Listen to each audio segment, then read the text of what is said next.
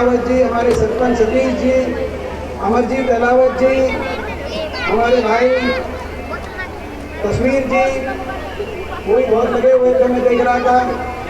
हमारे जिला पार्षद भाई बोल जी, हमारे भाई भोलू जी जिला पार्षद, जयवीर अहलावत जी, वाइस चेयरमैन ब्लॉक समिति जय सिंह अहलावत जी, हमारे प्रधान जी अशोक मैना जी, कुलदीप अहलावत जी, मांगे हमारे पूर्व सरपंच, हंसा जी पूर्व सरपंच, मथड़ जी पूर्व सरपंच, भोलू जी पूर्व सरपंच, हमारे बहुत से विजय अहलावत जी जो मंच का संचालन कर रहे हैं, अंगद पहलवान जी, नवीन जी, कुलदीप जी, हमारे युवा कांग्रेस के जो प्रधान हैं, हमारे भाई रवि जी, जो हमारे बहुत से, मैं एक का नाम नहीं ले रहा क्योंकि लिख के नाम आगे मैंने वो धर्म में अपना हल्का है। तो सभी लगभग बिरादरी के सभी पिता बुजुर्ग नौजवान साथी, माताएं, बहनें, आज बिगल गांव में हम पहुंचे। बेरी हल्के के अलग अलग पूरे इस इलाके के बिगल गांव के और पूरे हल्के के छत्तीस बिरादरी के बड़े बुजुर्गों ने जो आशीर्वाद दिया, नौजवान साथियों ने जो हौसला बढ़ाया, मैं आप सबका बहुत बहुत धन्यवाद करना चाहता हूँ। क्योंकि आज हम विपक्ष में हैं और लड़ाई लड़ रहे हैं, हरियाणा के भविष्य को बचाने के लिए लड़ाई लड़ रहे हैं। और लड़ाई ऐसे शासकों के साथ लड़ रहे हैं, बीजेपी से लड़ाई लड़ रहे हैं जिनके पास सत्ता बल भी है, धन बल भी है, मीडिया बल भी है। दिल्ली में भी इनकी सरकार है, चंडीगढ़ में भी इनकी सरकार है, मुख्यमंत्री भी है, उप मुख्यमंत्री भी है, बीजेपी भी है, जेजेपी भी है, साम दाम दंड भेद की राजनीति भी है। और इनसे मुकाबला करने के लिए अगर हमारे पास कुछ है तो आपका आशीर्वाद है और आपका दिया हुआ हौसला है जो आज आपने दिया, और इसी आशीर्वाद से लड़ाई लड़ रहे हैं। लड़ाई इसीलिए लड़ रहे हैं क्योंकि सरकार ने वो काम नहीं किए जो करने चाहिए थे। 9-9.5 साल पहले बड़े बहुमत के साथ केंद्र में और प्रदेश में बीजेपी को आपने बिठाया। हरियाणा के अंदर सरकार बनी 2014 में। लोगों ने सोचा अच्छे दिनों का वायदा है, कुछ हो सकता है, इस वायदे में दम हो, हरियाणा के दिन और अच्छे आए। जो हरियाणा 2014 से पहले प्रति व्यक्ति आय में देश में नंबर 1 था, प्रति व्यक्ति निवेश में कांग्रेस की सरकार प्रसाद के नेतृत्व में 10 साल सरकार रही, 4 से 14 तक प्रति व्यक्ति आय में नंबर 1 थे, प्रति व्यक्ति निवेश में नंबर 1 थे, कृषि उत्पादकता में हम नंबर 1 थे।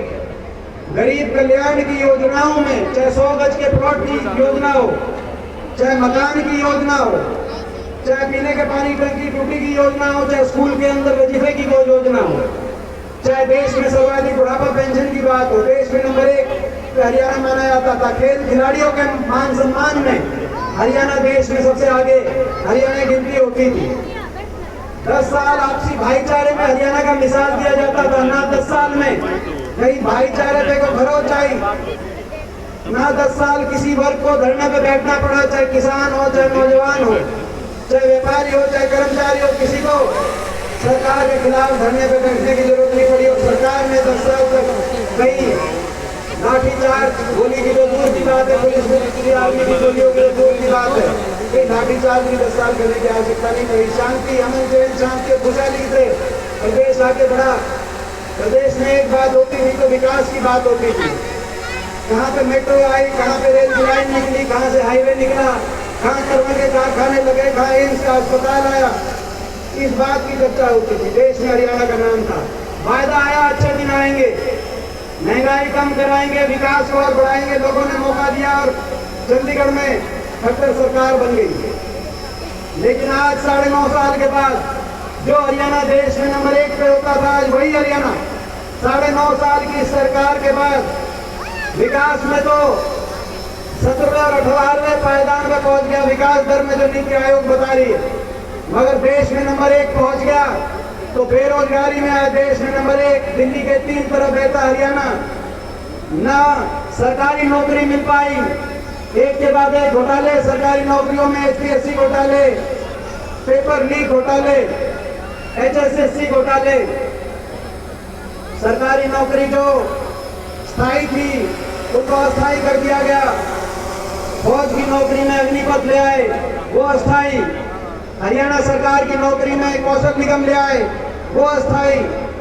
सरकारी पद समाप्त कर दिए, या तो समाप्त कर दिए गए, अस्थायी हो गए, और फिर भी ले दे के कोई अगर लिस्ट आती है, इस सरकार का रिकॉर्ड है, उस लिस्ट में हरियाणा के नौजवानों से ज्यादा बाहर के नौजवानों को अवसर मिलता है। ऐसी स्थिति ना सरकारी नौकरी मिल पाई, ना निजी क्षेत्र के अंदर जो हमारी सरकार थी, कहीं SEZ आ रहा था, MET बन रहा था, तो रोहतक के अंदर IMT बन रहा था, कहीं एशियन पेंट की बात थी, गुड़गांव के अंदर फुटवेयर पार्क बन रहा था, तो जाडली खेदर के अंदर थर्मल के कारखाने आ रहे थे हजारों करोड़ की लागत से। इस सरकार में ना कोई इंडस्ट्री आई, ना कोई औद्योगिक क्षेत्र लगा, ना सरकारी नौकरी, ना प्राइवेट नौकरी। और धीरे धीरे हरियाणा का नौजवान आज देश में सबसे ज्यादा नंबर 1 पे बेरोजगारी, देश में सबसे ज्यादा महंगाई, हर घर का बजट बिगड़ गया। डीजल, पेट्रोल, रसोई गैस का सिलेंडर, स्कूल की फीस, बिजली का बिल आज आम परिवार के घर से हाथ से बात निकल गई। महंगाई में, बेरोजगारी में, नशे की तरफ नौजवान, हरियाणा का नशे की तरफ धकेल दिया हरियाणा के नौजवान के भविष्य को। ऐसी सरकार आई, हमारा प्रयास था कि खेल की तरफ, रोजगार की तरफ, शिक्षा की तरफ जाए, इन्होंने अपराध की तरफ, नशे की तरफ, बेरोजगारी की गर्त में हरियाणा के नौजवान के भविष्य को धकेल दिया। और भ्रष्टाचार में भी देश में नंबर 1। ऐसा भ्रष्टाचार जो खुल के भ्रष्टाचार के आधार पर कहीं समझौता हुआ है और सरकार बनी है, तो हरियाणा के अंदर सरकार बनी है। आपको याद होगा 2019 में लोग नहीं चाहते थे इस सरकार को दोबारा बनाना, इनको पूरी सीटें नहीं मिली, 40 पे 75 पार का नारा था, मगर 40 पे सुई रुक गई बीजेपी की।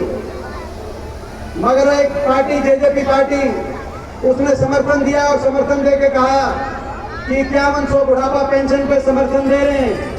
आज उस बात को 4-4.5 साल हो गए। मैं पूछना चाहता हूं आपसे, वो 5100 पेंशन का वायदा सच्चा था कि झूठा था? 5100 पेंशन के आधार पर सरकार को समझौता नहीं हुआ।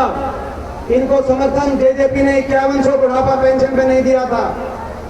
भ्रष्टाचार की छूट का समझौता था, भ्रष्टाचार की फाइलें दबाने का समझौता था, महकमे आपस में बांट के हरियाणा की जनता को लूटने का समझौता था। और ये हम क्या बताएं, कौन सा महकमा किसके पास आया, शराब किसके महकमा किसके पास गया, एक्साइज महकमा किसके पास गया, कौन किस महकमे से लूट रहा है, भ्रष्टाचार कर रहा है, सारी लिस्ट तो शायद हमारे पास भी ना हो। इनके खुद की पार्टी के विधायक नारनौल से दादा गौतम, उनका बयान सुना होगा, जब महकमे बढ़ गए तो दादा गौतम का बयान आया, सरकार में बोला एक खोखर बढ़ गया, सरकार में बोला 1 लाख जिंग में लग रहा है। आया था कि नहीं आया था? यानी कि भ्रष्टाचार, खुला भ्रष्टाचार के आधार पर समझौता कह दिया। 5100 की पेंशन पर समझौता दे रहे हैं। इलेक्शन से पहले कुछ और थे, बाद में कुछ और बदल गए। इलेक्शन से पहले बीजेपी का नारा था 75 पार खट्टर साहब का, जेजेपी का नारा था दुष्यंत चौटाला का, बीजेपी को करो जमुना पार। था कि नहीं था? मैं पूछना चाहता हूँ। राजनीति में नैतिकता होनी चाहिए, जो कहें उस स्टैंड पे रहना चाहिए। एक कहता था 75 पार, दूसरा कहता था जमुना पार। इलेक्शन का नतीजा आता ही दोनों बन गए पक्के यार। हरियाणा बना दी भ्रष्ट सरकार, जनता कर रही है हाहाकार। इसीलिए हम बदलाव की लड़ाई लड़ रहे हैं, हरियाणा को विकास की पटरी पर लाने की लड़ाई लड़ रहे हैं, हरियाणा के नौजवान के उज्जवल भविष्य की लड़ाई लड़ रहे हैं। और 4 साल से लड़ाई लड़ने के बाद अभी हिसार के अंदर आपने देखा होगा, हमारा विपक्ष आपके समक्ष की जो रैली थी, उस रैली में आप में से भी बहुत से लोग गए होंगे।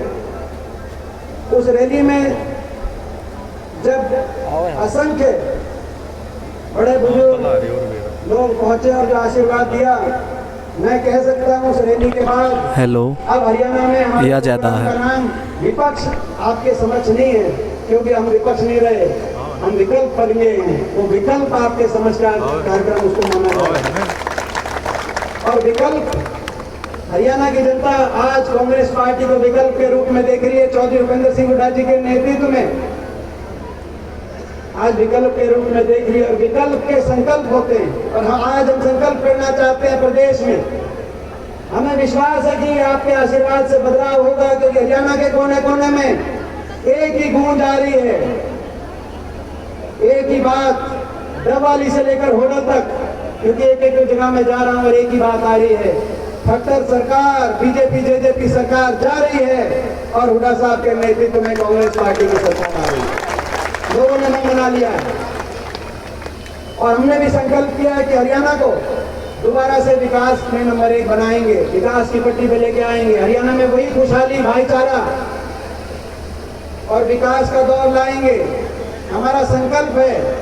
बड़े बुजुर्गों के साथ जो ये धोखा हुआ है 5100 पेंशन के नाम पे, इस विश्वासघात की राजनीति और धोखे की राजनीति का कलंक हरियाणा के माथे से मिटाएंगे और हरियाणा के बड़े बुजुर्गों को देश में सर्वाधिक 6000 बुढ़ापा पेंशन दिलवाएंगे। हमारा संकल्प, हमारा संकल्प है, हमारा संकल्प है कि जो हमारे गरीब एससी के, ओबीसी के, छत्तीस बिरादरी के बीपीएल परिवार, उन परिवारों को दोबारा से 100 गज की योजना का लाभ दिलाएंगे, 100 गज के प्लॉट की योजना का लाभ दिलवाएंगे जो रह गए थे, और 100 गज की मकान की जो योजना बंद हो गई, इंदिरा आवास योजना, दोबारा से शुरू कराएंगे और 2 कमरे के सरकारी सहायता से मकान हर वैसे परिवार को दिलवाएंगे। संकल्प है, हमारा संकल्प है।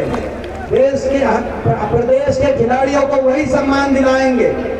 किसान को एमएसपी की गारंटी और जो 750 किसानों की जान चली गई इस आंदोलन में, जो कुर्बानी दी किसानों ने, जिसमें हरियाणा के भी 125 किसान शामिल हैं, उन परिवारों को एक एक सरकारी नौकरी दिलवाएंगे। हमारा संकल्प है ताकि कोई भूले ना, देश का शासक को इतना अहंकार में ना हो जो आज इस किसान आंदोलन में आपने देखा।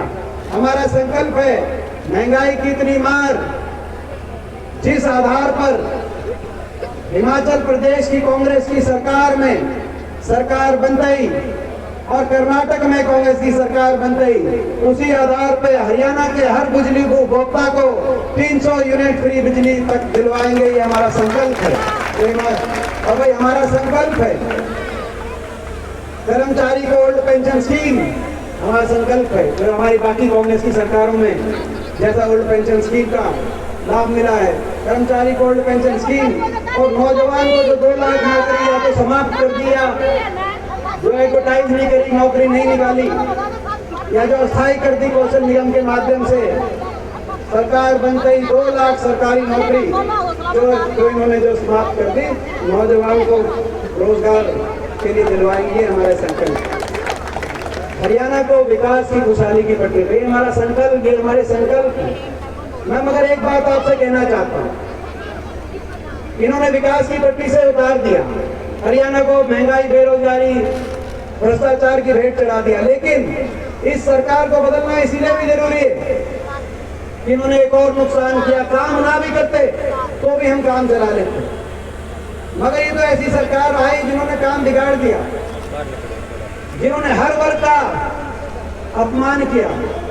कोई ऐसा वर्ग नहीं जिसको अपमानित इस सरकार ने ना किया हो। 1 साल तक किसान बैठा रहा धरने पे, 750 शव इन धरनों से वापिस आए। क्या आप सोच सकते हो, क्या हम सोच सकते हैं कि कभी कोई किसी वर्ग को देश में, प्रजातांत्रिक देश में ऐसा धरना देने पड़े, ऐसे आंदोलन करने पड़े? 750 शव वापिस आए, लेकिन केवल अपमान और तिरस्कार किसान के बाटे, उनके बाटे अगर कुछ मिला तो केवल तिरस्कार। ओल्ड पेंशन स्कीम के लिए कर्मचारी गए, उनको अपमानित होना पड़ा, उन पे लाठीचार्ज। मनरेगा के मजदूर अपना बजट बढ़ाने के लिए करनाल में गए, उन पे लाठीचार्ज। ग्रामीण चौकीदार और सफाई कर्मचारी वो करनाल में गए, उन पे लाठीचार्ज। सरपंच सोचते थे कि बाकी सब पे लाठीचार्ज हो रहा है, तुम छोटी सरकार हो, मगर जब सरपंच भी गए तो सरपंचों पे भी आपने देखा कोई ऐसा वर्ग नहीं, कर्मचारी से लेकर छोटा व्यापारी तक कोई ऐसा वर्ग नहीं जिसको अपमानित इस सरकार ने ना किया। और इसीलिए आज ये लड़ाई हरियाणा के मान सम्मान की लड़ाई है, हरियाणा को विकास की पटरी पर लाने की लड़ाई। और जहां तक लोकसभा चुनाव की बात है, मैं ये कहना चाहता हूं, पिछले लोकसभा चुनाव में अभी बात आई और ये कहा डॉक्टर साहब ने कि अगर यहां से अगर नतीजा अपने हक में नतीजा आता तो, और नुकसान हुआ, बहुत नुकसान हुआ। मैं भी कई बार सोचता हूँ, मेरे दिल में भी टीस कई बार किस तरीके से साम दाम दंडभेद का प्रयोग किया गया, सरकार का दुरुपयोग किया गया और मुझे निशाने पे लिया गया। मगर मैं आपसे एक बात कहना चाहता हूँ, मैं निशाने पे नहीं था। देश में कहीं भी विपक्ष की कोई मजबूत आवाज अगर उठे तो उसको किस तरीके से उस आवाज को कुचला जाए। मैं आपके हक की लड़ाई करता था, इसीलिए निशाने पे था। आप निशाने पे थे, निशाने पे ये इस बार भी लेंगे, क्योंकि मुझे पता है मैं इनकी आंख में रखता हूं। मुझे पता है जब किसान आंदोलन की बात आई और देश की सबसे बड़ी पंचायत में इनकी आंख में आंख डालकर जब मैं बोलता था कि ये जो बैठे हैं ये देश के नागरिक हैं, इनका सम्मान होना चाहिए, इनका अपमान नहीं होना चाहिए, तो इनकी आंखों में रड़कता था और कहते थे कि मुझको कहते थे, निशाने पे लेते थे। क्या क्या नहीं कहते थे पार्लियामेंट के अंदर, जो ताने सहे इनके पूरी बीजेपी के। मगर फिर भी मैं कहना चाहता हूं कि ये आपका दिया हुआ आशीर्वाद है और आपकी दी हुई ताकत है और वो जो नैतिक बल है उसके आधार पर सारी बीजेपी एक होकर कहती थी, निशाने पे लेती थी, ताने मारती थी, लेकिन जब देश की पंचायत में खड़ा होता था तो मेरी जो आपकी आवाज में वहां पे उठाता था तो निडर होकर उठाता था, नैतिकता से उठाता था और उसकी गूंज बीजेपी के भी हर सांसद के दिल तक उसकी गूंज पहुंचती थी। चाहे वो किसान आंदोलन की बात हो, चाहे अभी हमारे खिलाड़ियों को आपने देखा किस तरीके से हमारी बेटियों घसीटने का काम किया, उनके साथ जाके खड़े हो जाएं तो कहते हैं कि उस समय भी पूरी बीजेपी ने, आपने देखा होगा, बीजेपी के जो यूपी के सांसद थे उनसे लेकर सारी बीजेपी ने लगातार निशाने पे लिया। मगर मुझे पता है कि आपका यह आशीर्वाद है, उस बात से हम नहीं पीछे हटते। एक ही बात मैं आपको कह सकता हूं, लोकसभा चुनाव आएगा, सही बात है, रह गया कुछ। पिछली बार अगर यहाँ से नतीजा कुछ और होता तो देश की विपक्ष की राजनीति में आपका नाम बहुत और लाऊंगे। जहाँ पर हरियाणा के अंदर भी ये थोड़ी सी कसर रह गई, 2-4 सीटों 5 सीटों की कसर रह गई, हरियाणा में भी नतीजा कुछ और होता। ये 5 साल ना भुगतने पड़ते, ये समय नहीं देखना पड़ता, किसान आंदोलन, खिलाड़ी आंदोलन सब नहीं देखना पड़ता। लेकिन आज दोबारा से चुनाव आएगा, 2 चुनाव आएंगे, एक विधानसभा का, एक लोकसभा का। विधानसभा के चुनाव में तो पूरे प्रदेश में जो माहौल है उसका अंदाजा आपको भी है, मुझे भी है। मगर उससे पहले सेमीफाइनल ये लोकसभा का चुनाव आएगा। ये मेरा घर है। जब भी कोई आदमी नया काम शुरू करता है तो अपने घर से शुरू करता है। मुझे गर्व है इस बात का कि मेरी रगों में भी डीगल का खून है। मेरे को गर्व है कि मेरी नानी डीगल से थी और बचपन में संस्कार, तो आज जब छोटा सा बच्चा होता है तो संस्कार, नानी के दिए हुए संस्कार ज़्यादा होते हैं। तो मैं आप सबसे पूछना चाहता हूँ, ये फिर निशाने पे लेंगे, प्रधानमंत्री भी आएंगे, जैसे पिछली बार 3 बार होते लोकसभा चुनाव में आए, सारी बीजेपी आएगी, सारी जेजेपी आएगी, दिल्ली और चंडीगढ़ की सारी सरकारें लगाएंगे, मगर वो लड़ाई मैं लड़ूंगा, लेकिन मैं अकेला नहीं लड़ सकता। वो लड़ाई लड़ने में आपका सबका छत्तीस बिरादरी का साथ और आशीर्वाद उस लड़ाई में। ना तो इनसे इस लड़ाई में ना तो मैं एक कदम पीछे हट सकता और ना ही मैं हाथ जोड़ सकता। ये मैं आपको विश्वास दिलाता हूँ इस लड़ाई में मगर आपका साथ और आपका आशीर्वाद उसमें आप कोई कसर मत छोड़ना। बाकी मैं कोई काम कोई लंबी बात, मेरा काम भी आप जानते हो, मेरा स्वभाव भी आप जानते हो, मेरा व्यवहार भी जानते हो, जो मैं अपने को नहीं जानता उससे ज़्यादा आप मुझे जानते हो। मैं ये विश्वास दिलाता हूँ आपका आशीर्वाद इस बार मिलेगा तो आपके जो है आपको कभी नीचे देखने का अवसर नहीं मैं दूंगा।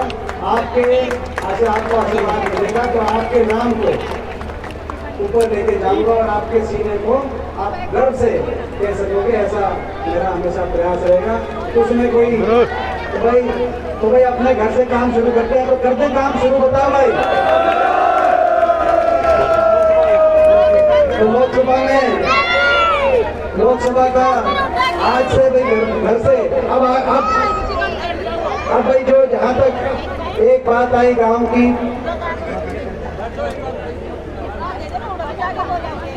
पंचायत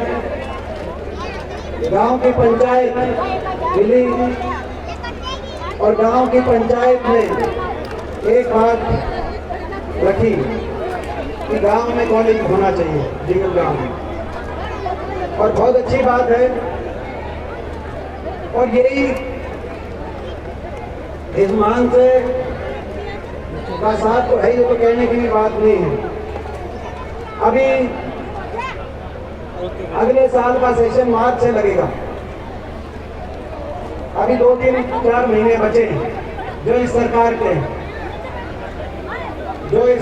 हैं 24 का सेशन, मतलब 24 के सेशन में 4 महीने हम विपक्ष के रूप में इस सरकार को कहना चाहते हैं, मांग रखना चाहते हैं कि आप तो बोला रहे कि स्टेडियम करो, यहाँ पे कॉलेज सारा तेरे पाएगा सिस्टम को मंजूरी करके क्लास अगले सेशन शुरू करेंगे, क्योंकि आप कराओगे तो आपका धन्यवाद। नहीं तो 2025 का सेशन लीगल के अंदर यहाँ पर प्रदेश का सबसे बेहतरीन कॉलेज यहाँ पे 25 के सेशन में हम बनाने का काम करेंगे।